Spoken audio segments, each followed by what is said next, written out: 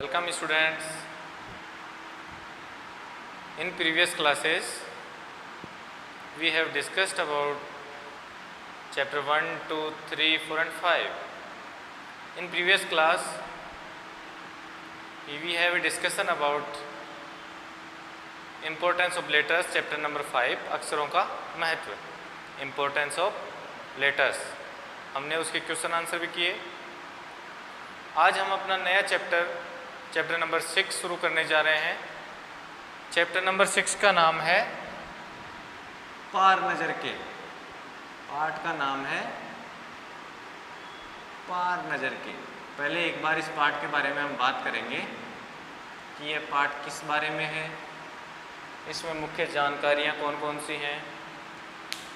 तो शुरू करते हैं इस पाठ के सारांश के बारे में जानने की प्रक्रिया। पार नज़र के पाठ में यह सर्वप्रथम मैं आपको बताऊं, एक कल्पना से जुड़ा हुआ पाठ है। यह पाठ एक कल्पना है, वास्तविकता नहीं है। इस पे क्या है, एक परिवार है, एक परिवार बताया गया है जो कि पृथ्वी से दूर एक ग्रह स्थित है, मंगल ग्रह, जिस पर रहता है। वह मंगल ग्रह की जो सतह है उससे नीचे एक सुरंग बना करके रहते हैं सब, उसमें उसका परिवार भी रहता है और मंगल ग्रह के बाकी के निवासी भी रहते हैं। वह सभी निवासी वहीं से बाहर का जो धरातल है मंगल ग्रह का, उस पर नियंत्रण रखते हैं। तो कैसे एक दूसरे ग्रह से दो अंतरिक्ष यान आते हैं, वो पृथ्वी पर मंगल ग्रह की धरातल पर किस तरह से उतरते हैं, वहाँ किस तरह से उसकी मिट्टी एकत्रित करते हैं। छोटू नामक एक बच्चा इसमें बताया गया है, उसको किस तरह से जानने की उत्सुकता रहती है कि हमारे जो पापा और अन्य वैज्ञानिक जो जाते हैं किसी कमरे में सुरंग की सहायता से, वो कहाँ जाते हैं, क्या करते हैं। तो इन सब चीज़ों से जुड़ा हुआ इस पाठ में अपने को वर्णन मिलेगा। तो यह पाठ वास्तविकता से काफ़ी दूर है, केवल कल्पनाओं पर आधारित है। हम बात करते हैं चैप्टर नंबर 6 पार नज़र के। वह एक सुरंग नुमा रास्ता था। आपको चित्र दिखाई दे रहा है। आपको इस चित्र में क्या दिखाई दे रहा है, एक छोटा बच्चा खड़ा है, सामने इस तरह से एक की होल की तरह बना हुआ है। तो वो क्या था, एक सुरंग नुमा रास्ता। आम आदमी के लिए इस रास्ते से होते हुए जाने की मनाही थी। एक ऐसा रास्ता था जिसका गेट लगा हुआ था, आम आदमी उस गेट से होकर के नहीं जा सकता। तो ये चीज़ कौन देख रहा है, छोटू देख रहा है खड़ा खड़ा। लेकिन छोटू ने एक दिन अपने पापा का सिक्योरिटी का पास लिया और जा पहुंचा सुरंग में। लेकिन एक दिन क्या हुआ, उसके पापा के पास एक सिक्योरिटी पास था जिसके माध्यम से आप उस सुरंग के रास्ते से बाहर जा सकते थे। तो वहाँ आम आदमी नहीं जा सकता था।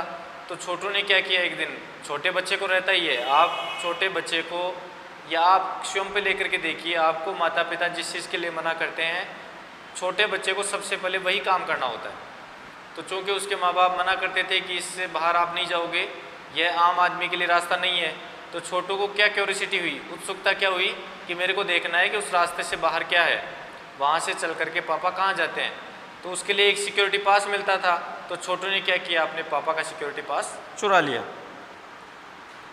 और जा पहुँचा सुरंग में। फिर क्या हुआ, इस पूरे घटनाक्रम में क्या हो रहा है, छोटू पापा का सिक्योरिटी पास लेकर के सुरंग में चला गया और उसके बाद क्या क्या घटनाएं हुई उसके बारे में हम जानेंगे। छोटू, कितनी बार कहा है तुमसे कि उस तरफ मत जाया करो, फिर पापा क्यों जाते हैं उस तरफ रोज रोज। छोटू की मम्मी और छोटू के बीच में बातचीत हो रही है। जब छोटू चला जाता है ना, तो मम्मी डांटती है कि छोटू, आपको हमने कितनी बार समझाया है कि आप उस तरफ कभी नहीं जाएंगे। तो छोटू का सवाल क्या था कि पापा क्यों जाते हैं फिर रोज रोज।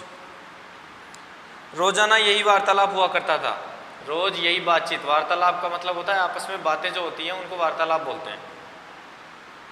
छोटू की माँ और छोटू के बीच यही बातचीत हमेशा रोज होती। छोटू को ये लगता कि जब पापा जा सकते हैं तो हम क्यों नहीं जा सकते, उस तरफ क्या है हमें देखना है। तो इस तरह की जिद करता छोटू और मम्मी उसको समझाती कि केवल पापा और उसके जैसे विशेष व्यक्ति जिनको इसका पास प्राप्त है, सिक्योरिटी पास, केवल वही उधर जाएंगे, आम आदमी उस तरफ नहीं जा सकता।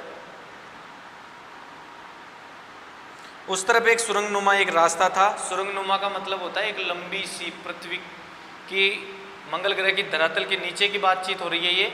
वहाँ एक सुरंग के रूप में एक रास्ता बना हुआ था। और छोटू के पापा इसी सुरंग से होते हुए काम पर जाया करते। छोटू के पापा उसी सुरंग से होते हुए कहाँ जाते थे? काम करने के लिए जाते थे। तो छोटू को ये देखना था कि पापा काम करने के लिए कहाँ जाते हैं। आम आदमी के लिए इस रास्ते की जाने की मनाही थी। चंद चुनिंदा लोग ही, चुनिंदा का मतलब होता है बहुत सारे लोगों में से कुछ व्यक्ति, इस सुरंगनुमा रास्ते का इस्तेमाल कर सकते थे और छोटू के पापा इन्हीं चुनिंदा लोगों में से एक थे। केवल कुछ व्यक्ति, बहुत सारे व्यक्तियों में से केवल कुछ ही व्यक्ति ऐसे थे जो इस सुरंगनुमा रास्ते को पार करके या इस रास्ते के माध्यम से जा सकते थे और छोटू के पापा भी उन विशेष व्यक्तियों में से एक थे। आज छुट्टी थी और छोटू के पापा घर पर ही आराम फरमा रहे थे। फरमाने का मतलब करना। छोटू के पापा छुट्टी के दिन क्या था, घर पे ही रुके हुए थे। नज़र बचाकर चोरी छिपे छोटू ने पापा का सिक्योरिटी पास हथिया लिया। हथियाने का मतलब होता है चुरा लिया, अपने कब्जे में कर लिया और चल दिया सुरंग की तरफ। छोटू के दिमाग में हमेशा एक ही चीज़ चलती रहती थी कि कैसे भी पापा का सिक्योरिटी पास मेरे पास आ जाए, मैं मम्मी से नज़र बचा करके और पापा से नज़र बचा करके इस सुरंगनुमा रास्ते से बाहर निकल जाऊं। वैसे तो उनकी पूरी कॉलोनी ज़मीन के नीचे बसी हुई थी। जैसे मैंने आपको शुरू में बताया, छोटू और उसके जैसे अन्य जो व्यक्ति थे वो सब की कॉलोनी कहाँ बसी हुई थी? धरातल के नीचे। यह जो सुरंगनुमा रास्ता था, अंदर दिए जल रहे थे और प्रवेश करने से पहले एक बंद दरवाजे का सामना करना पड़ता था। उस रास्ते के अंदर दिए जला रखे थे जगह जगह पे। अंधेरा हो रहा था ना, धरातल के नीचे अंधेरा तो रहेगा ही, तो वहाँ पे जगह जगह दिए जल रहे थे। दरवाजे में एक खांचा बना हुआ था। जैसे ही कोई भी व्यक्ति घुसता, सबसे पहले उसके सामने दरवाज़ा आता। जो अपने पाठ में शुरू में देखो आपको दिख रहा है, इस तरह का दरवाज़ा था उसमें, उस सुरंगनुमा रास्ते में। उसमें एक इस तरह से खांच बनी हुई थी, जैसे अपन एटीएम के लिए इस्तेमाल करते हैं ना, उसी तरह से एक सीधी इस तरह से खांच बनी हुई थी। छोटू ने खांचे में कार्ड डाला, तुरंत दरवाज़ा खुल गया। सिक्योरिटी पास था ना वो, जो पापा का चुरा के लाया था छोटू, उसको डालते ही दरवाज़ा खुल गया। छोटू ने सुरंग में प्रवेश कर लिया। जैसे ही दरवाज़ा खुला, छोटू को तो बहुत उत्सुकता थी शुरू से ही, तो दरवाज़ा खुलते ही छोटू सुरंग के अंदर प्रवेश कर गया। अंदर वाले खांचे में सिक्योरिटी पास आ पहुंचा था, उसे उठा लिया। उसने क्या किया था, छोटू ने जैसे ही उस खांचे में सिक्योरिटी पास डाला, वो अंदर चला गया, गेट खुल गया, छोटू भी अंदर चला गया, तो उसको वहाँ पे वो सिक्योरिटी पास वापस से मिल गया। उसने उस कार्ड को उठा लिया। छोटू ने कार्ड को उठाया और कार्ड उठाते ही दरवाज़ा वापस से बंद हो गया। छोटू ने चारों तरफ नज़र दौड़ाई। सुरंगनुमा वह रास्ता ऊपर की तरफ जाता था। जैसे ही छोटू बाहर निकला, उसने क्या देखा कि जो रास्ता है वो धरातल से बाहर की तरफ यूं घूम करके, जैसे ये सुरंग बनी हुई है उसमें से यूं जा करके रास्ता ऐसे ऊपर धरातल की तरफ जा रहा था। यानी ज़मीन के ऊपर का सफ़र कराने का मौका मिल गया था। यानी छोटू ने आज तक ज़मीन नहीं देखी थी, नीचे ही हमेशा धरातल में ही रहता। सुरंगनुमा जो मकान था उसका कॉलोनी थी, उसी में रहता। तो आज छोटू को क्या मौका मिल गया कि मैं बाहर चल करके आज हम जो धरातल है उसको देखूंगा। मगर कहाँ, मौका हाथ लगते ही फिसल गया। छोटू तो अब मनी मन में खुश हो रहा था कि आज हमें मौका मिल गया कि हम धरातल पे जा पाएंगे, लेकिन उसके किस्मत में नहीं था। मौका हाथ आते ही फिसल गया। कैसे फिसल गया देखो। सुरंग में जगह जगह लगाए गए निरीक्षक यंत्रों की जानकारी छोटू को नहीं थी। छोटे छोटे वहाँ कैमरे लगे हुए थे जिसमें छोटू की हर एक हरकत रिकॉर्ड हो रही थी, लेकिन छोटू एक छोटा बच्चा था, उसको ये चीज़ नहीं पता थी कि हमें कैमरे से देखा जा रहा है। मगर छोटू के प्रवेश करते ही पहले निरीक्षण यंत्र में संदेहास्पद स्थिति। संदेहास्पद स्थिति का मतलब होता है किसी चीज़ को लेकर के शक वाली स्थिति जो होती है ना। संदेहास्पद का मतलब ये कौन है, क्या है, कैसे है, एक दिमाग में एक कन्फ्यूजन क्रिएट होने वाला। संदेहास्पद स्थिति दर्शाने वाली हरकत हुई। इतने छोटे कद का व्यक्ति सुरंग में कैसे आया?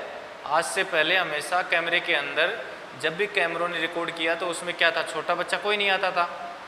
उसके छोटू के पापा जैसे बड़े बड़े व्यक्ति ही उस सुरंग से होकर के जाते थे। तो कैमरे ने उसको एक अलग चीज़ के बारे में देखा कि एक छोटा बच्चा इस सुरंग में आज कैसे आ गया। उसने इतने छोटे कद का व्यक्ति सुरंग में, उसने सोचा कि ये इतने छोटे कद का व्यक्ति सुरंग में आया कैसे। दूसरे निरीक्षण यंत्र ने तुरंत छोटू की एक तस्वीर खींच ली। 2-3 कैमरे लगे हुए थे ना, एक कैमरे ने तो ये देखा कि ये छोटा सा बच्चा ये आज एक नया प्राणी अपने इस सुरंग वाले रास्ते में कैसे आ गया। इतने में ही जो बाकी कैमरे थे उनमें से एक दूसरे कैमरे ने उसकी फ़ोटो खींच ली।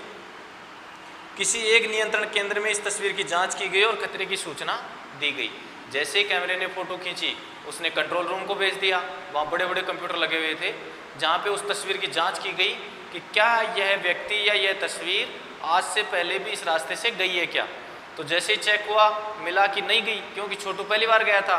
तो उन्होंने क्या किया, खतरे का सायरन बजा दिया।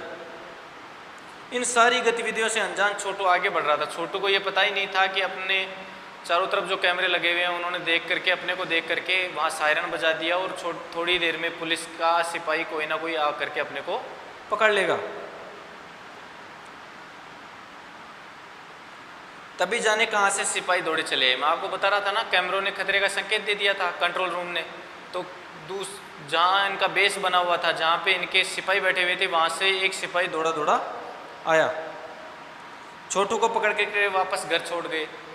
उन्होंने छोटू को पकड़ा और उसके घर का जो पता था वहाँ उसको पकड़ करके छोड़ दिया।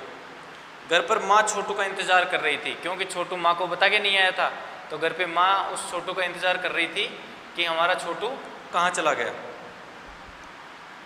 बस अब छोटू की खैरियत ना थी। माँ को गुस्सा आ गया कि आपको कितनी बार हमने मना किया कि आप सुरंग वाले रास्ते से नहीं जाएंगे, उसके बाद भी आप कैसे गए। तो मम्मी को गुस्सा आ गया। तो उसकी खैरियत ना थी। खैरियत का मतलब अब उसको कोई बचाने वाला नहीं था। छोटू के पापा न होते तो छोटू का बचना भी मुश्किल था। भाई घर में आपके साथ भी क्या होता है, जैसे मान लीजिए आपने कोई गलती कर दी, तो अगर आपके पापा हैं तो आपकी मम्मी से केवल आपके पापा आपको बचा सकते हैं।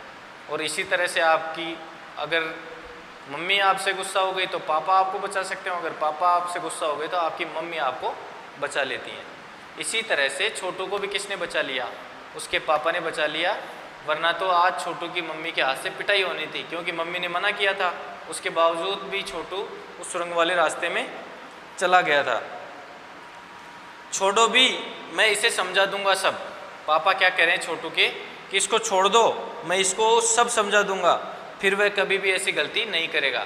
पापा मम्मी से क्या कह रहे हैं कि छोटू को छोड़ दो, इससे पहली बार गलती हुई है, आइंदा ये कभी ज़िंदगी में इस रास्ते में नहीं जाएगा, मैं इसको समझा दूंगा, तो आप अभी तो इसको छोड़ दो।